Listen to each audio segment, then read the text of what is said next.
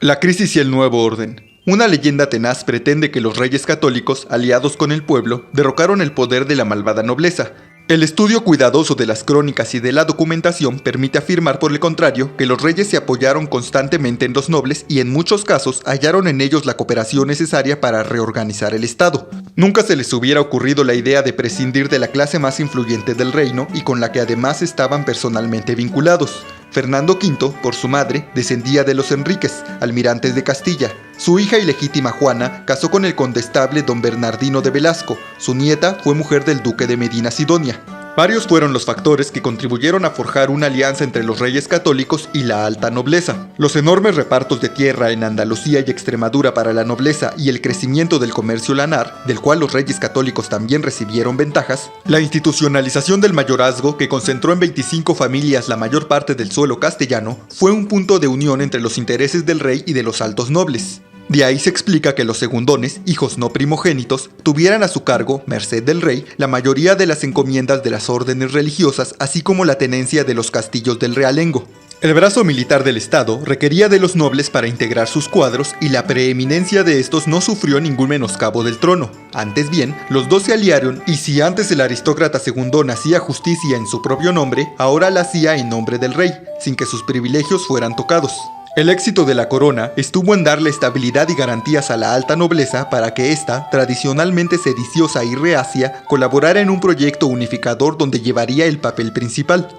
Esta alianza política sentó sus bases en el tremendo poder económico de los grandes de España. Como ejemplo, diremos que Enrique de Sotomayor dejó en herencia al morir 500.000 hectáreas, 5.000 kilómetros, y una cuantiosa fortuna en dinero y bienes. Los Medina Sidonia de Haro, Enríquez, Alburquerque, El Infantado, de Alba, Álvarez de Toledo, Estúñiga, Mendoza, etc., mantenían un tren de vida insultante. Las crónicas nos refieren joyas, muebles, ropa, vajillas ostentosas, palacios suntuosos, criados uniformados, escuadrones de lacayos, diversiones y entretenimientos extravagantes, banquetes llenos de manjares y fastuosas fiestas y ceremonias. Entre las diversiones de los nobles estaban la cacería, la cetrería, las justas de caballería y los juegos de azar. Parte de esta vida soberbia era destinada a la cultura, y los humanistas italianos del Quattrocento entraron en Castilla gracias al mecenazgo de los aristócratas. Entre estos humanistas destacaron Pedro Mártir de Angleria y Lucio Marineo Sículo. En los palacios se instauraron las primeras bibliotecas y el culto del latín como una de las tantas formas para ocupar el ocio. Estos nobles tenían blasones más o menos recientes y su origen residía en ser familiares, en línea segundona o de bastardía, de los reyes. Los Enríquez y los Medina Sidonia provenían de bastardos de Alfonso X y de Alfonso el Sabio respectivamente, aunque ello no importó para que se reivindicaran como descendientes de los reyes godos. Había quien sostenía que el pilar de su ascendencia era don Pelayo y los reyes antiguos de Navarra. Fernando V, el católico, era primo de los condes de Feria, Benavente, Osorio, Aguilar y Oropesa. Tenía parentesco también con los condes de Ureña, de Cabra y con el duque de Alba. Los mismos reyes católicos eran en realidad nobles sediciosos que en una de tantas guerras civiles se hicieron con el poder. Quienes les apoyaron recibieron al terminar la guerra numerosos bienes. Muchos títulos de la nobleza andaluza vienen de soldados que traicionaron al bando contrario para pasarse a las filas de Isabel, quien antes de ganar la guerra era solo una noble más. La supuesta sujeción de los nobles se basa en la reducción de las Cortes de Toledo, pero dicha reducción afectó a las ciudades. La nobleza, lejos de resultar disminuida, se acrecentó con nuevos ducados. A cambio de renunciar a una mínima parte de sus bienes, obtuvieron el reconocimiento legal del resto. Ni siquiera los nobles partidarios de Juana la Beltraneja fueron afectados. Se ha repetido que los reyes católicos hicieron a los altos nobles cortesanos. En realidad, los grandes de España pasaron del castillo rural al palacio urbano, pero al palacio propio. Las rentas elevadas les permitieron tal urbanización. Sobreques afirma que en reinados anteriores los magnates fueron más cortesanos que con los reyes católicos. Legalmente seguían gozando de exención de impuestos, poder jurisdiccional y trato especial por parte del Estado. La repartición de Granada reafirmó esta alianza, y en el reparto del suelo granadino, los ricos hombres se llevaron la mejor parcela, siguiendo la tradición de la Reconquista del siglo XIII, dejando una pequeña porción al patrimonio real.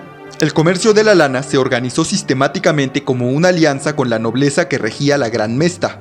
Los gobernantes enviaban a los principales centros mercantiles de Europa, Londres, Brujas, La Rochela, Florencia, a espías o factores que se encargaban de estudiar los precios y a los vendedores de lana. Después, se organizaba la exportación entre los reyes, la Mesta y los mercaderes de Burgos. La lana era transportada por marineros y naos de Bilbao. Para mejorar el desempeño, la corona instauró en 1497 la Cofradía de Carreteros y la Cofradía de Correos, y aplicaron los principios mercantilistas de la época para proteger su actividad que les redituaba jugosas rentas. Sobre los demás estratos cayó el peso de los impuestos, el intervencionismo estatal, los aparatos policiales y la crisis de Castilla. La alta nobleza era una carga parasitaria muy difícil de llevar a cuestas. Su comercio y producción lanar, intocable, alteraron la estructura económica y los medios de subsistencia de los demás estamentos. Los efectos de esta política fueron simultáneos y generales en toda la sociedad castellana. Un solo credo, un solo idioma y un solo rey. En 1492 fueron expulsados de España judíos y moriscos. Salieron de las tierras de su nacimiento, chicos e grandes, viejos e niños e caballeros en asnos, en otras bestias, en carretas continuaron sus viajes, cada uno a los puertos que habían de ir, iban por los caminos e campos por donde iban con muchos trabajos e fortunas, unas cayendo, otros levantándoos, otros muriendo, otros naciendo, otros enfermando, que no había cristiano que no se hubiese dolor de ellos. Esta cita del padre Bernaldez describe el penoso estado en que salieron. Se creó en Castilla la Santa Inquisición para juzgar los delitos contra la fe. Las actividades del Santo Oficio en la última década del siglo XV fueron implacables y su fuero se extendió hasta el enjuiciamiento de judaizantes ya fallecidos. En 1499 se llevaron a cabo bautizos masivos en Granada, y 7 años más tarde las tradiciones y vestimentas musulmanas fueron prohibidas. No obstante, la hoguera del Santo Oficio no era indemne al dinero. Muchos conversos compraron títulos de hidalguía y pureza de sangre, e inclusive alcanzaron puestos notables en la administración real. Fray Tomás de Torquemada y el mismo Hernando del Pulgar eran conversos, y de ser estricto el apego a la ley, el mismo Fernando el Católico hubiera tenido que aclarar sus orígenes. La quema se extendió a libros, utensilios y todo lo que se relacionara con moros o judíos. El cardenal Cisneros prendió fuego a todos los libros árabes de Granada, exceptuando los tratados de medicina y matemáticas. Aún antes de Enrique VIII o cualquier otro rey europeo, fueron los reyes católicos los primeros forjadores de una iglesia nacional. Reformaron sustancialmente la organización del clero castellano, tanto en su estructura interna como en sus relaciones con el papado. La corona logró tener el derecho de veto a bulas y documentos pontificiales que se dirigían contra el poder regio. Presentaron las listas de candidatos a obispos y arzobispos y podían apelar cualquier decisión del tribunal eclesiástico. En América, fue el monarca quien designaba obispos, controlaba diezmos y era juez en la conducta de los clérigos. Fernando el Católico consiguió el maestrazgo de Alcántara, Calatrava y Santiago para su persona. La época de los reyes católicos significó para el clero el tránsito del cura guerrero medieval al clérigo intelectual al servicio del monarca. Entre los arzobispos como Acuña, activo partícipe de la guerra civil, y Cisneros o Talavera, funcionarios eruditos al servicio del Estado, mediaban las reformas de los reyes católicos.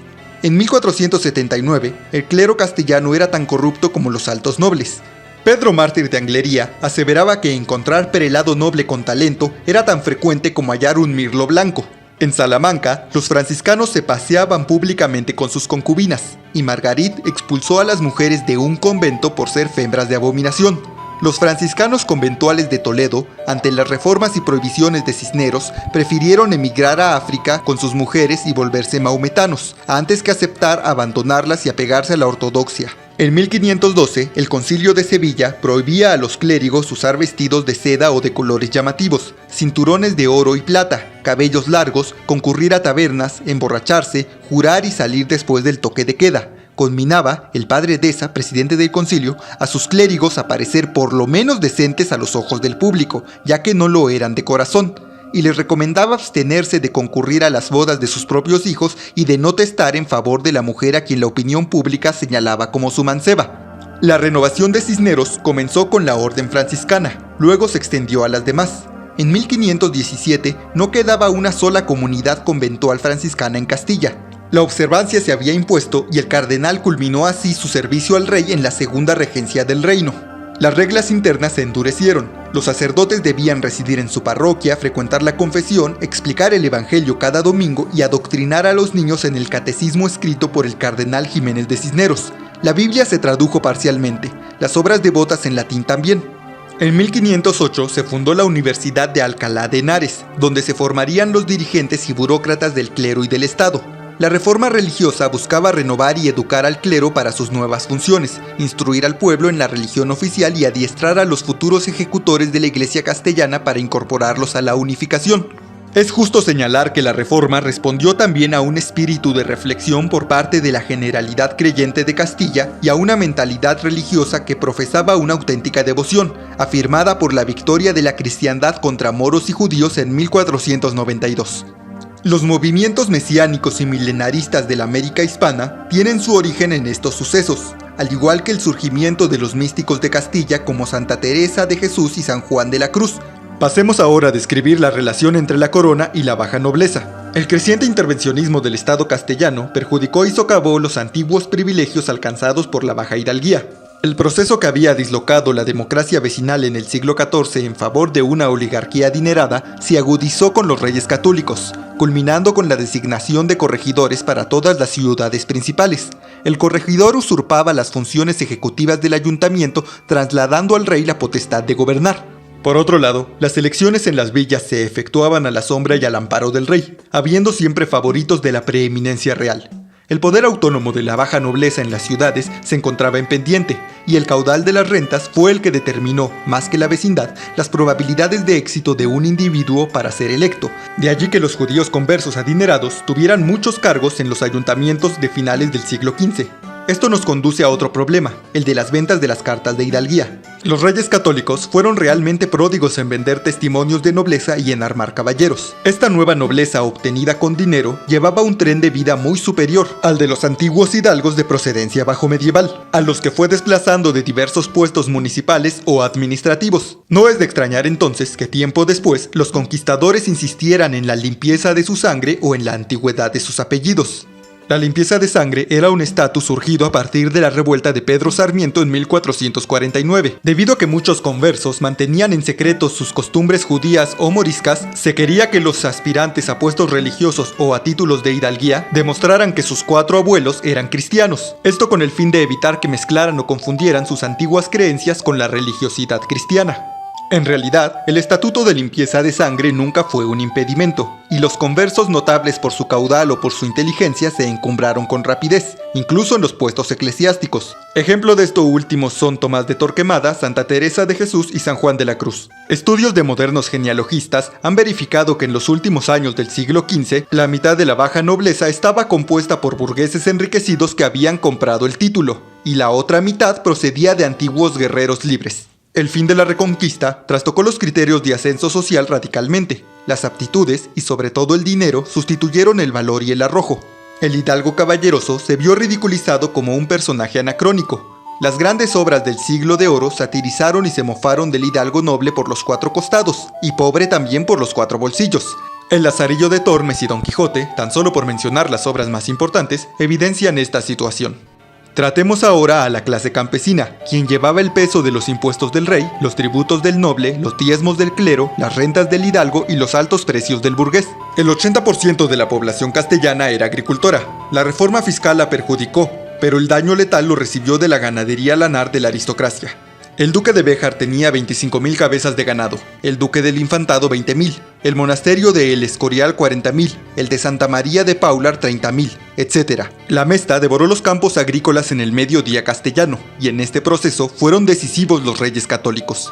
Dictaron una serie de leyes en favor de la ganadería y en pro del hambre en Castilla. Una real cédula de 1480 ordenaba a los agricultores evacuar las tierras comunales ocupadas durante el lapso de Enrique IV. Otra ordenanza, en 1489, expulsó de las cañadas a los agricultores y deslindó los límites a favor de los ganaderos. En 1491, un edicto prohibió los acotamientos agrícolas en Granada. En ese mismo año, se autorizó a los pastores a ramonear, es decir, cortar árboles en invierno o cuando escaseara el pasto. En 1501, la ley de arriendo del suelo congeló las rentas que pagaban los ganaderos a los campesinos por pastar y autorizó de facto la invasión de predios. Tales disposiciones se alejan mucho de la imagen justiciera proyectada por los biógrafos de los reyes. Los nobles ganaderos, poco acostumbrados a los procedimientos legales, derribaban cercas a hachazos y quemaban sembradíos. En 1501, los procuradores de Cáceres aludían a las leyes de la siguiente forma: tales cosas no pueden llamarse justas ni honestas, puesto que no son para el bien público, sino para el interés privado de unos pocos favorecidos. Los reyes católicos favorecieron a los ricos ganaderos ya que el monopolio comercial lanar les reportaba buenos ingresos, así como el impuesto del montazgo, aunque lo más importante eran las buenas relaciones entre el rey y los grandes de España. Los resultados fueron desastrosos. La primera década del siglo XVI no vio una buena cosecha en Castilla. En 1506 se tuvo que importar trigo de Europa, al que llamaron pan de mar. De 1502 a 1508 todas las cosechas fueron deficitarias. El precio del pan aumentó brutalmente. En 1492 una fanega de trigo valía 600 maravedís. Muchos pequeños agricultores fueron directamente a la ruina y campos enteros se abandonaron en Castilla y Andalucía. Las leyes del hambre quedaron patentes en un tiempo muy corto. El padre Bernaldez, contemporáneo, dejó escritas dramáticas imágenes del agro castellano. Despoblábanse muchos lugares, andaban los padres e madres con los hijos a cuestas e por las manos, muertos de hambre, por los caminos e de lugar en lugar demandando por Dios, y muchas personas murieron de hambre, y eran tantas las que pedían por Dios, que acaecía llegar un día a una puerta 20 o 30 personas, de donde quedaron infinitos hombres en pobreza, vendiendo cuanto tenían para comer. En muchas partes también de hambre se morían, y así fue gran fatiga y presura magna en toda España, que no podían valer los padres a los hijos ni los hijos a los padres, y los vivos huían de los muertos, y los muertos se enterraban por dineros, que no había quien los enterrase, y los que enterraban hacían un hoyo en que enterraban 20 o 30 juntos y más. La crisis se combinó con inundaciones, 1504, sequías, 1506 a 1507, pestes, 1507 y langostas, 1508. En realidad, los causantes del hambre en Castilla eran los reyes católicos y la deforme estructura económica que crearon. El 2% de los castellanos, Villena, Medina Sidonia, Enríquez, Béjar, etc., poseían junto con la iglesia la jurisdicción o la propiedad del 98% del suelo. El mayorazgo, consagrado legalmente en las leyes de Toro de 1505, daba sus frutos. Mientras el arzobispado de Toledo tenía 80.000 ducados anuales de renta, el marqués de Villena más de 100.000, un peón ganaba un ducado después de 20 jornales, un obrero especializado un ducado después de 8 jornales y un carpintero un ducado después de 10 jornales. De 1470 a 1504, los ingresos del Estado se habían elevado de 800.000 maravedís a 22 millones de maravedís. Pero, si la alta nobleza seguía sin pagar impuestos, ¿de dónde obtuvo la corona los recursos económicos para afianzarse en el poder? Naturalmente aumentando los impuestos a las ciudades y a los campesinos. Los pobres pecheros, pechar es lo mismo que pagar tributo, llevaron a cuestas alcabalas, sisas, tercias, diezmos y tributos para el rey y el noble y el cura. El único tributo general decretado por los reyes fue para financiar la guerra contra Granada, y de la victoria solo se beneficiaron los aristócratas y la corona, así que de una contribución uniforme siguió un reparto desigual. Castilla se convirtió en una fábrica exportadora de mendigos y pordioseros, lazarillos, truhanes y vagabundos. En las ciudades se veían hidalgos convertidos en lacayos y cocheros. Los campesinos tenían el grato derecho de morirse de hambre, toda vez que el 98% de la tierra estaba acaparada. La pequeña propiedad quedó asfixiada y la concentración de las grandes extensiones se galvanizó, dejando sin una hectárea al 98% de los castellanos. En estas condiciones se dio el reclutamiento de inmigrantes al Nuevo Mundo, en la obstrucción al ayuntamiento y en la pauperización del hidalgo, en la ruina del pequeño propietario, en la crisis de los trabajadores urbanos, en el endurecimiento de los lazos que ataban al siervo por medio del hambre a su señor, en la reforma fiscal que arrebataba a las clases bajas lo que la aristocracia derrochaba sin freno ni mesura. Los reyes católicos dejaron claro el nuevo orden que trajo el fin de la Reconquista, y para mantener la situación ventajosa de la aristocracia, pusieron especial cuidado en disolver y desterrar todos los privilegios que las clases medias y bajas habían conquistado a lo largo de siglos en la Reconquista. Castilla quedó petrificada y se entregó a los intereses mezquinos de la alta nobleza, con quien Fernando e Isabel decidieron pactar antes que derrocarla. El nuevo Estado castellano no permitiría la intromisión en el poder económico de los nobles ni en el poder político de la corona. El rey y sus primos ataron sus destinos por mutua conveniencia y para ello pasaron por encima de moros, judíos, hidalgos, menestrales y campesinos. La Iglesia emergió como un instrumento del Estado, aunque con cierta autonomía, y se erigió como un canal o válvula por donde entraban las clases afectadas por el nuevo orden. El ejército castellano era otra posibilidad, al igual que las universidades o la flota. Iglesia, mar o casa real. Sin embargo, ninguna de estas tres actividades prometía como desenlace el acceso a un señorío, y es a eso a lo que nos referimos al decir que la sociedad castellana quedó petrificada, pues el reparto de tierra había concluido con la Reconquista, lapidando el acceso a título y rentas por medio de la Guerra Santa. Un menestral, un campesino, estaban dispuestos, lo mismo que un hidalgo, a matar a la esposa infiel, a provocar y batirse por las más mínimas ofensas y también a perecer antes que retroceder en el combate, pues el valor personal era uno de los elementos más preciados en esa escala de valores. Desde este punto de vista puede decirse que la hidalguía, como mentalidad, era patrimonio de casi la totalidad del pueblo español. Un hombre honrado es una persona que goza de prestigio y reputación en la comunidad. La honra se finca en la opinión ajena. Decía Pedro Crespo, alcalde de Zalamea, que un hombre no es nada sin opinión. Es en esta época cuando se publican las gestas heroicas de los caballeros, como el Amadís de Gaula, que llegó a tener hasta 24 tomos, muchos de ellos escritos por falsificadores. Esta proliferación del género caballeresco, que culminó con el Quijote, es un síntoma del deseo de evocar el pasado de los castellanos, un pasado donde la aventura victoriosa se traduce en señoríos y vasallos. Algo similar se encuentra en los relatos de los conquistadores de América. Mientras en España se gestaba la convulsión social, en el Océano Atlántico se descubrían inmensos territorios que aparecían como una alternativa de vida viable a los ojos de los sectores más afectados por el nuevo orden, es decir, los pequeños hidalgos, los menestrales y los campesinos arruinados que deambulaban en las grandes ciudades de la península. Esto es, a grandes rasgos, el panorama general de Castilla al tiempo de la migración al Nuevo Mundo.